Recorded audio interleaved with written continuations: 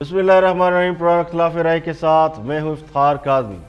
Opposition ने ईद के बाद मुमकिना गिरफ्तारियों के पेश नज़र हिकमत अमली तय करना शुरू कर दी है। मौलाना फजलुर रहमान हंगामी तौर पर इस्लामाबाद पहुंच गए। आम सियासी रहनुमाओं से उनकी मुलाकातें हो रही हैं।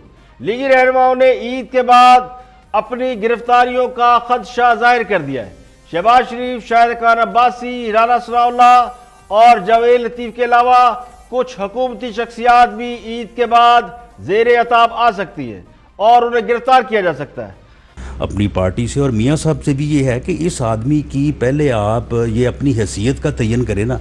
क्या ये मुद्दई है उनके ख़िलाफ़? क्या ये उनके ख़िलाफ़ गवाह है? क्या ये उनके ख़िलाफ़ प्रोसिक्यूटर है? क्या ये नैब का तर्जमान है? ये नैब का वकील है? यानी किस कैपेसिटी में जो है वो बैठ के जो है वो ये बात। हुक्मरान जमात जिस तरह शहबाज शरीफ पर इस वक्त चढ़ दौड़ी है, उससे ये तासुर पैदा हो रहा है कि शहबाज शरीफ या तो हुकूमत के लिए मुश्किलात पैदा कर रहे हैं या फिर उन्हें वज़ारत उज़्मा का मुतबादिल उम्मीदवार समझ लिया गया है। कल वज़ीर-ए-आज़म के मामले खुसूसी बराए एहतसाब शहजाद अकबर ने शहबाज शरीफ पर सवाल उठाए थे। आज जुल्फी बहारी ने शहबाज शरीफ को मोस्ट वांटेड यानी शहबाज शरीफ मतलूब मुल्ज़म के नाम से ट्वीट कर दिया है, तो उनका ट्वीट भी खासा सख्त है। वज़ीर इत्तलात शिबली फराज भी आज सेनेट में शहबाज शरीफ को याद करने से नहीं चूके। पंजाब के वज़ीर इत्तलात भी यानी फयाज़ हुसैन चौहान भी वो भी शहबाज शरीफ को मुख्तलिफ अलकाबात से आज याद करते हुए पाए गए कि अपने बच्चों के मामलात का मैं ज़िम्मेदार नहीं हूँ। तो एक तरफ आप कहते हैं अपने बच्चों के मामलात के ज़िम्मेदार नहीं हैं और आपने अपने बच्चे के 2 क्लास फेलोज़ को जो कि फ्रंट कंपनियां चलाते थे आपके ख़ानदान के लिए और उनसे ट्रांजैक्शंस भी हो रही हैं आपके अकाउंटों में, उन्हें आपने अपने चीफ मिनिस्टर ऑफिस में सरकारी ख़जाने से अहम सरकारी ओहदे दिए हुए। तो ये जो जितने मुलाजमीन हैं ये 18,000 रुपये से लेके 60-70 हज़ार रुपये माहवार के मुलाजिम हैं शरीफ ग्रुप के मुख्तलिफ कंपनीज में। और ये वो वाला शरीफ ग्रुप नहीं जो मियाँ शरीफ वाला शरीफ ग्रुप है, ये शरीफ ग्रुप है शहबाज शरीफ फैमिली शरीफ। जिक्र किया कि करप्शन बहुत हो रही है, इनसे बेहतर कौन जान सकता है। देखें, आप से तो हमने हमारी जो कल प्रेस कॉन्फ्रेंस हुई शहजाद अकबर की, जिसमें कि कहा गया कि तफसीलात के साथ पूरे 10 पॉइंट्स 10 सवालात पूछे, उसका जवाब मिला नहीं। वो सवालात जो उन्होंने उठाए हैं जिसमें कि एक एक ट्रांजैक्शन की बैंकिंग प्रूफ है, उसके चेक्स की कॉपीज मौजूद हैं, जिसमें कहा जाता है कि इन्होंने पार्टी के फंड इकट्ठे किए लेकिन इंडिविजुअल। मियां शहबाज शरीफ साहब उस इजलास के अंदर अपनी पार्टी की रिक्विजिशन के ऊपर बुलाए हुए इजलास में इस वजह से नहीं आए कि मुझे डॉक्टरों ने मना किया है कि आपको कोरोना वायरस लग जाएगा, लेकिन कोरोना वायरस ने उसको बेनकाब कर दिया और साबित कर दिया कि वो बुज़दिल आला है। उनसे बड़ा बुज़दिल और डरपोक मैंने लीडर पूरी दुनिया के मैंने बड़े बड़े इनकलाबात, बड़ी बड़ी तहजीबों की मैंने जनाब हिस्ट्री पढ़ी है, लेकिन यकीन जाने शहबाज शरीफ साहब से ज्यादा बुज़दिल आला मैंने और कोई शख्स नहीं देखा।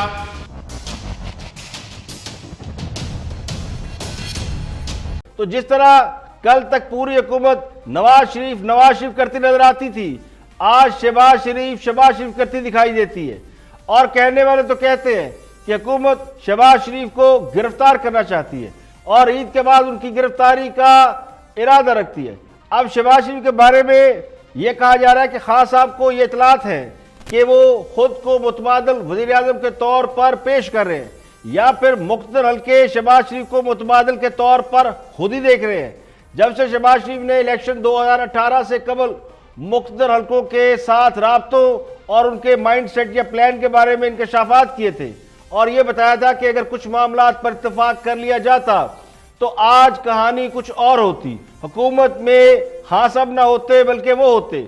उसके बाद से शहबाज शरीफ हुकूमत के रडार पर आ गए हैं।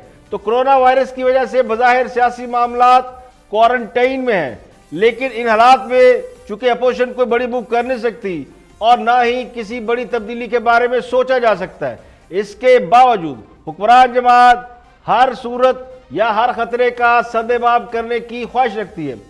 अब हां साहब के इर्द गिर्द के लोग भी हां साहब की कमजोरियों को भांप चुके हैं। ان کے ارد گرد کے لوگوں کے بارے میں شکوک و شبہات پیدا کر کے اب خان صاحب کو بھی لگتا ہے کہ بالکل آئسولیٹ کیا جا رہا ہے، ایک ایک کر کے ان کے ساتھی ان سے الگ ہو رہے ہیں یا کیے جا رہے ہیں۔ جہانگیر ترین کے بعد شاہ محمود قریشی بھی گرداب میں نظر آتے ہیں، وہ بھی اپنی پوزیشن کلیئر کرنے اور وفاداری کا یقین دلانے کے لیے اپنی سابقہ جماعت پیپلز پارٹی پر بیشنگ کرتے دکھائی دے رہے ہیں۔ شاہ محمود قریشی کے پیپلز پارٹی سے رابطوں اور خود کو متبادل وزیر اعظم پیش کرنے کی افواہوں نے یہ صورتحال پیدا کر دی ہے کہ وہ اب پیپل پارٹی سے لا تعلقی ظاہر کرنے کے لیے پیپل پارٹی پر چڑھے ہوئے ہیں۔ تو بظاہر خان صاحب اس وقت اپنے دو قریبی ساتھیوں جہانگیر ترین اور شاہ محمود قریشی دونوں سے دور ہو چکے ہیں، نعیم اللہ اس دنیا میں نہیں رہے اور اسد عمر انہیں ریپلیس کر چکے ہیں۔ خان صاحب اپنے کئی ساتھیوں پر اعتبار نہیں کر رہے اور انہیں ریپلیس کرتے جا رہے ہیں۔ شہباز گل بھی اس صورتحال میں معاون خصوصی کا عہدہ لینے میں کامیاب ہو گئے۔ تو کرپشن سکینڈل، اپوزیشن کی ایکٹیویٹیز اور اپنے ساتھیوں پر عدم اعتماد کی وجہ سے خان صاحب نے صورتحال کورونا سے ہٹا کر سیاسی صورتحال پر مرکوز کر لی، جس کے بعد سے اپوزیشن کے خلاف سیاسی محاذ دوبارہ تیز ہو گیا ہے اور عید کے بعد اس پر میدان لگنے والا ہے۔ وزیر اطلاعات شبلی فراز نے آج سینٹ میں شہباز شریف کے حوالے سے کچھ اہم باتیں کی۔ شبلی فراز ذکر کیا کہ کرپشن بہت ہو رہی ہے، ان سے بہتر کون جان سکتا ہے۔ دیکھیں، آپ سے تو ہم نے ہماری جو کل پریس کانفرنس ہوئی شہزاد اکبر کی، جس میں کہ کہا گیا کہ تفصیلات کے ساتھ پورے 10 پوائنٹس 10 سوالات پوچھے، اس کا جواب ملا نہیں۔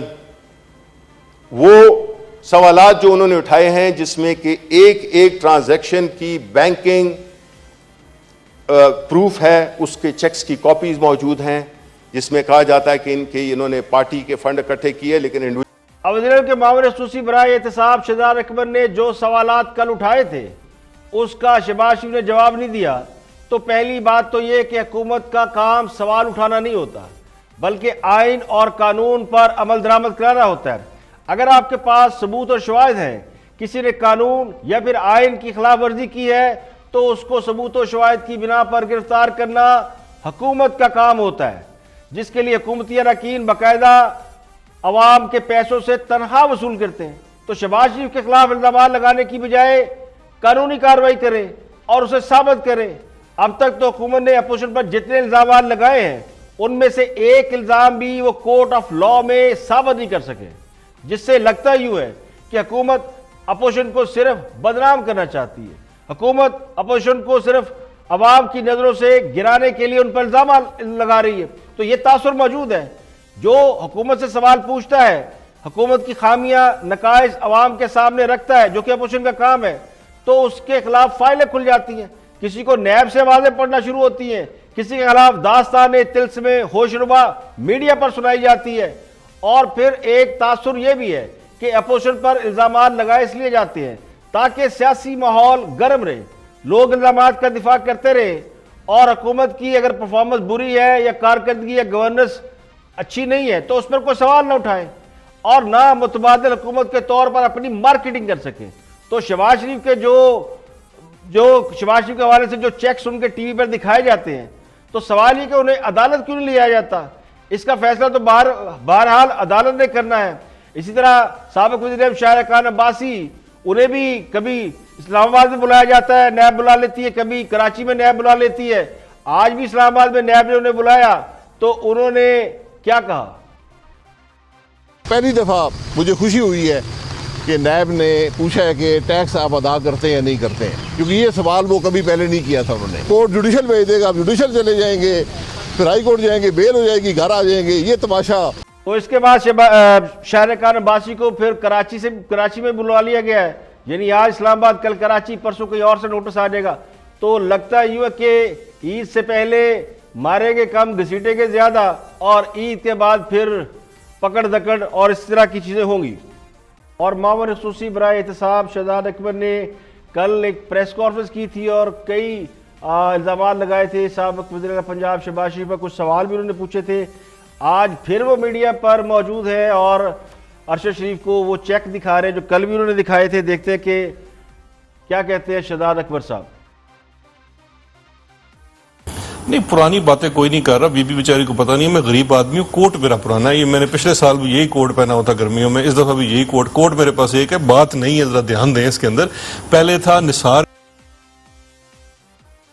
دیکھیں شہزاد اکبر صاحب شہباز شریف پر جو بھی الزامات لگا رہے ہیں وہ چاہے نئے الزامات ہیں یا پرانے ہیں, سوال یہ ہے کہ وہ قانونی کارروائی کیوں نہیں کرتے, انہیں کس بات نے روکا ہوا ہے کہ وہ قانونی کارروائی نہ کریں. جو ثبوت و شواہد شہزاد اکبر صاحب دکھا رہے ہیں اگر یہ سارے ٹھیک ہیں, ویریفائیڈ ہے, اداروں نے انویسٹیگیشن کے بعد کوئی کیس بنا لیا ہے, تو پھر سوال یہ کہ اسے عدالت میں کیوں نہیں لے جا رہے, کسی ادارے کے ذریعے ان کے خلاف کارروائی کیوں نہیں کرتے. اس سے تو لگتا ہے کہ شہباز شریف کا صرف میڈیا ٹرائل کیا جا رہا ہے. تو بہت سے لوگوں میں یہ تاثر پایا جا رہا ہے کہ خان صاحب نے اب نیا دشمن تلاش کر لیا ہے. جس طرح نواز شریف یا کچھ عرصے کے لیے آصف علی زرداری صاحب ان کے رڈار پر تھے اور اب شہباز شریف ٹارگٹ ہو گئے ہیں, تو کسی کو اس بات پر کوئی اعتراض نہیں ہے کہ جو بھی کرپٹ ہے, چاہے وہ اپوزیشن میں ہے, چاہے وہ حکومت میں ہے, چاہے وہ کہیں بھی ہے, کرپٹ ہے تو حکومت کا کام ہے کہ اس کو گرفتار کرے اور کرپشن کا پیسہ نہ صرف برآمد کرے بلکہ اسے سزا بھی دلوائے. 2 سال سے قوم بھی سن اور دیکھ رہی ہے کہ کبھی یہ تماشا شروع ہو جاتا ہے اور کبھی ختم ہو جاتا ہے. ساری لڑائی یا تو میڈیا پہ لڑی جا رہی ہے اور بیانیہ بھی محض میڈیا کی ہی مرہون منت رہ گیا ہے. عام لوگوں کو یہ نہیں پتا کہ سچ کہہ رہے ہیں جھوٹ کہہ رہے ہیں. تو جب تک معاملات اعلیٰ عدالتوں میں نہیں جاتے, ثبوت و شواہد کسی مستند فورم پر پیش نہیں کیے جاتے, تو یہی سمجھا جائے گا کہ ان تلوں میں تیل نہیں ہے. یہاں پہ ایک بریک, اور بریک کے بعد واپس آئیں گے اور بھی ہم موضوعات آپ کے ساتھ شیئر کریں گے. ہمارے ساتھ رہیے گا.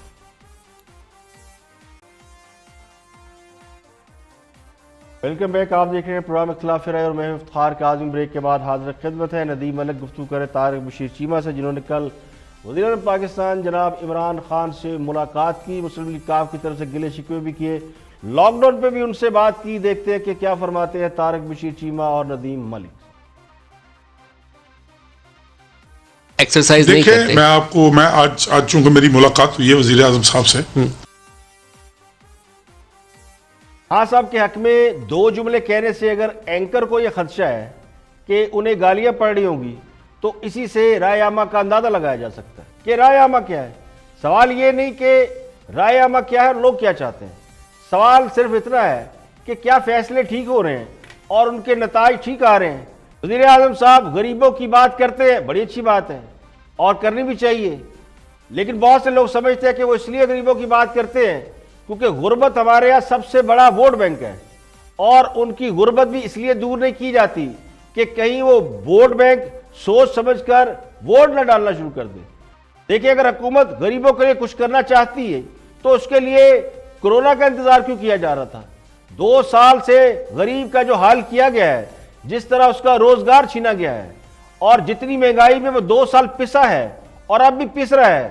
بجلی اور گیس کے بلوں نے اس کا ویسے کچومہ نکال دیا ہے, تعلیم ویسے اس کی پہنچ سے دور ہے. تو پہلے یعنی پچھلے 2 سال میں, کرونا تو اب آیا ہے, تو پچھلے 2 سال میں غریبوں کا خیال کس کو آیا تھا؟ کیا صرف کرونا وائرس نے آنا تھا تو ہی غریبوں کا خیال آنا تھا؟ تو یہ بات سب کو معلوم ہے کہ جو دوسروں کو سندھ کارڈ کا تانا دیتے ہیں وہ خود بھی غریب کارڈ کھیل رہے ہیں. غریب کو بتایا جا رہا ہے کہ لاک ڈاؤن امیروں نے لگوایا, جبکہ امیروں نے دباؤ ڈال کر لاک ڈاؤن کھلوا دیا ہے. دونوں جگہ پر بندوق غریب کے کندھے پر رکھ کر چلائی جا رہی ہے. یعنی میں تو ذاتی طور پر سمجھتا ہوں کہ وزیر اعظم کی نیت پر کوئی شک نہیں, نہ ان کے موقف کو غلط سمجھا جا سکتا ہے, لیکن جو گراؤنڈ ریئلٹی ہے وہ تو سب کو دکھائی دے رہی ہے. اب کچھ دوستوں کی بات کرتے ہیں. کل سابق وزیر اعظم شاہر خان عباسی قومی اسمبلی کے فورم پر کچھ عام سوال انہوں نے اٹھائے تھے, کچھ عام باتیں انہوں نے کی تھی, اسی کو اینالائز کر رہے ہیں رپورٹر میں ہمارے دوست. دیکھتے ہیں کیا فرماتے ہیں. آپ کو پتہ ہے, مجھے کو پتہ. چلو صاحب, سب سے پہلے یہ کیا کہنا چاہ رہے ہیں؟ ادارے آپ کو پتہ ہے نا کہ ایک ادارہ, وہ یہ اداروں کا مذاق اڑا رہے ہیں جی, یہ آپ ان کو سمجھتے نہیں ہیں, یہ ریڈیکیول کر رہے ہیں. He is trying to misbehave ये साबिक वजीर आजम नहीं, ये तो लगता है कि कोई ये नहीं, मतलब है इनको किसी ने काम दिया हुआ है कि जाओ और भाई वो। देखिए, सवाल उठाने का मतलब किसी का मजाक उड़ाना नहीं होता। सवाल उठाए इसलिए जाते हैं कि अगर कोई भाम है तो दूर हो जाए, अगर इन्फॉर्मेशन नहीं है तो इन्फॉर्मेशन मिल जाए। ये जो इदारों को सियासतदानों से लड़ाने या बदगुमान कराने की कोशिश है, ये कोई नई बात नहीं है। सवाल हुकूमत से पूछा जाए और इसे आप इदारों की तरफ मोड़ दें कि इसकी जरूरत कैसे हुई सवाल पूछने की, तो ये तरीका मुनासिब नहीं है। अपोजिशन तो हुकूमत से सवाल पूछ रही है कि आपकी पॉलिसी क्या है, कोरोना वायरस पर हुकूमत की हिकमत अमली के हवाले से कोई डॉक्यूमेंट या कोई दस्तावेज है तो उसे फराहम करें। अब ये सवाल ज़बान ज़दे आम है, ये बात सबको अच्छी तरह मालूम है कि कोरोना वायरस के बाद सूरत हाल को अगर किसी ने संभाला तो इदारों ने संभाला, वरना उससे पहले तो गदर मचा हुआ था। किसी को समझ नहीं आ रही थी लॉकडाउन लगाना है नहीं लगाना, करना है तो क्या करना है। उसके बाद बीच में सिक्योरिटी इदारे आए तो एक सिस्टम नजर आया। अब जिन्हें अब तक ये समझ नहीं आई कि लॉकडाउन रखना है नहीं रखना, खत्म करना है या स्मार्ट लॉकडाउन होता है, अगर ये सारी चीजें उनके हाथ में रहती तो फिर अल्लाह ही हाफिज था। तो पार्लियामान का काम यही है, जो मैं पार्लियामेंट को इंडोर्स करता हूं, इसलिए करता हूं कि पार्लियामेंट का फोरम होता इसलिए है कि यहां हुकूमत से सवाल किए जाते हैं और उनसे जवाब लिए जाते हैं। हुकूमत तसल्ली बख्श जवाब देती है, यह हुकूमत के फ़राइज़ में शामिल है। हुकूमत को चाहिए कि असम्बली के फोरम पर आकर अपोजिशन के सवालों का जवाब देकर उनका मुंह बंद कर दे। ये जो मीडिया पर बैठकर इदारों को प्रोवोक करना ना कि देखें जी आपको कह रहे हैं, ये मुनासिब अमल नहीं है। ये बात इदारे बेहतर तरीके से समझते, पढ़े लिखे लोग हैं, कोई अनपढ़ लोग तो नहीं है ना। इदारों पर अब तक किसी ने कोई सवाल नहीं उठाया, इदारों पर अब तक किसी ने सवाल नहीं उठाया, क्योंकि सबको मालूम है कि इदारे इनलाइन हुए तो ये थोड़ा बहुत जो लॉकडाउन हो गया था या लोग बच गए वो इसी वजह से हुआ था, वरना खास तो कहते मैं तो लॉकडाउन लगाने नहीं वाला था। तो सवाल हुकूमत की कारकर्दगी के हवाले से, हुकूमत अवाम के वोटों से बनी है तो अवामी नुमाइंदे जवाबदेह होते हैं, सवाल इसलिए पूछे जाते हैं। मौलाए कायनात हजरत अली करमुल्लाह वजह का यौम शहादत कल मनाया जाएगा। कोरोना वायरस के पेश नज़र तमाम हुकूमतों ने यानी फेडरल गवर्नमेंट ने और प्रोविंशियल गवर्नमेंट ने यौम अली के जुलूसों पर पाबंदी लगा दी है। शहादत अली के मौके पर मुख्तसर दुरानी के लिए मजालस की इजाज़त दी गई है। हर साल 21 रमज़ान को मुल्क के छोटे बड़े शहरों में बल्कि दुनिया के तमाम लोग, वो शहर जहाँ पे या मुल्क जहाँ पे आज़ादारान अली और आज़ादारान हुसैन मौजूद हैं, वो इस दिन को मनाते हैं। यौम अली पर ताज़ियती जुलूस निकाले जाते हैं और लाखों करोड़ों लोग इसमें शिरकत करते हैं। पाकिस्तान में पिछले कुछ अरसे में जब दहशत गर्दी का अरूज रहा, बम धमाके, खुदकुश हमले और कत्लो गारत ये सब कुछ होती रही, उस वक़्त भी ये जुलूस निकलते रहे। इन जुलूसों पर पाबंदी नहीं लगी, ना कबूल की गई। इन जुलूसों को खुदकुश हमलों का और दहशत गर्दी का भी बसा औकात निशाना बनाया गया। लोग शहीद होते रहे लेकिन इसके बावजूद आज़ादारी नहीं रुकी। अब पहली बार इन जुलूसों पर पाबंदी लगा दी गई है, जो एक फ़िक्र यानी मकतबा फ़िक्र के लोगों के लिए सख्त दिल आज़ारी का बाइस बना हुआ है।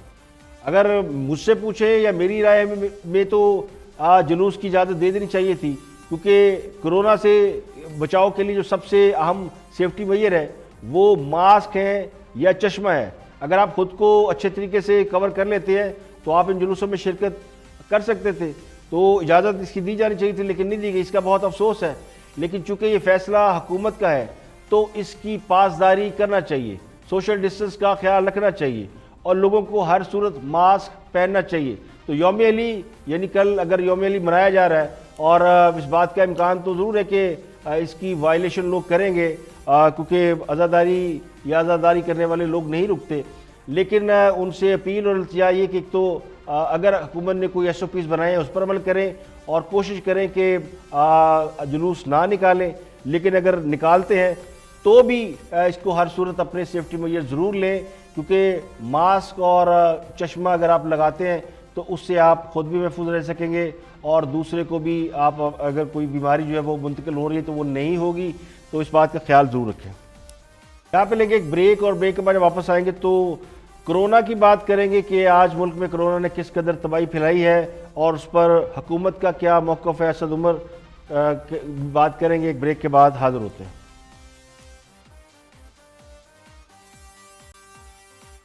Welcome back. آپ دیکھ رہے ہیں پروگرام اختلاف رائے. میں افتخار کاظمی. اب پاکستان میں کرونا کس قدر تباہی پھیلا رہا ہے اس پر بات کرتے ہیں، لیکن اس سے پہلے آپ کو حکومت کا موقف سنوا دیں. اسد عمر گفتگو کر رہے ہیں کہ کرونا کے حوالے سے حکومت کی پالیسی کیا ہے.